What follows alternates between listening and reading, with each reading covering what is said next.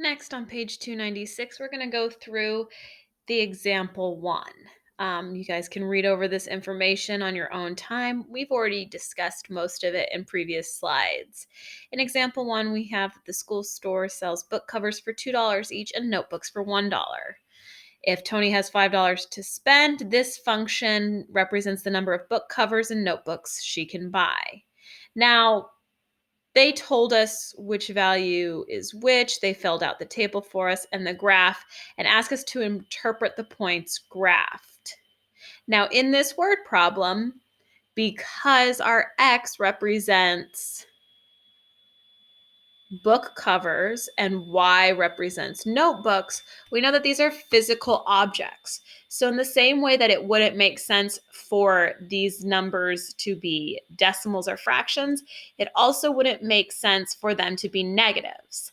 That's why in their explanation it says she cannot buy negative amounts.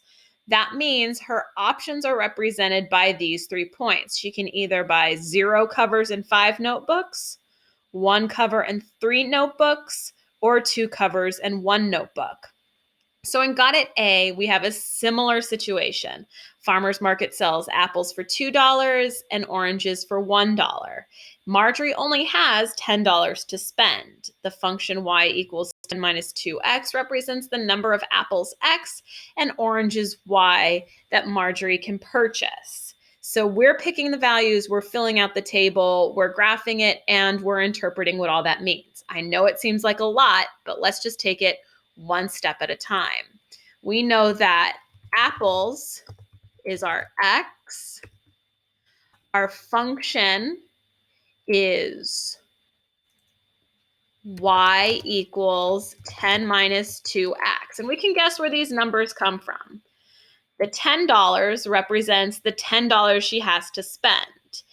The reason it's subtraction is because as she's buying apples, she's going to have less money left over to spend.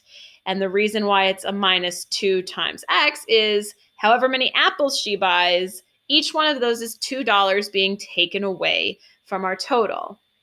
And that leaves us with how many oranges y she can buy. So, in other words, we know she has to spend all $10. She's buying apples and oranges, and it seems like in this problem, apples is what she's buying first.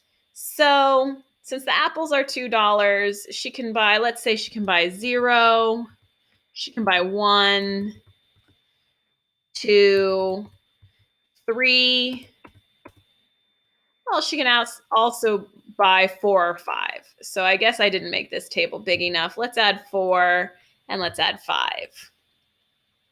So if she buys 0 apples, then we're going to have 10 minus 2 times 0.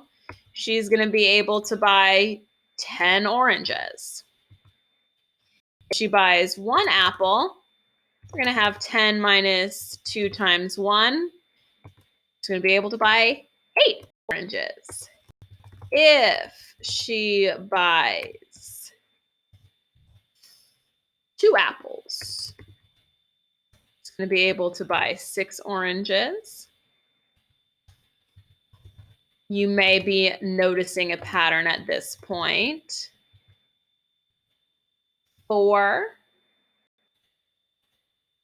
y equals 10 minus 2 times 4 is going to give us 2. And y equals 10 minus 2 times 5, 0. And let me just move these so that it's a little bit more organized. So basically what we're seeing here is that she can buy anywhere from 0 to 5 apples. And in the context of the problem, all that makes sense. They're whole numbers. We know we can't buy part of an apple or anything like that. And oranges, she can buy anywhere from 10 to 0. These numbers rely on one another, and I'll go ahead and graph them in just a second.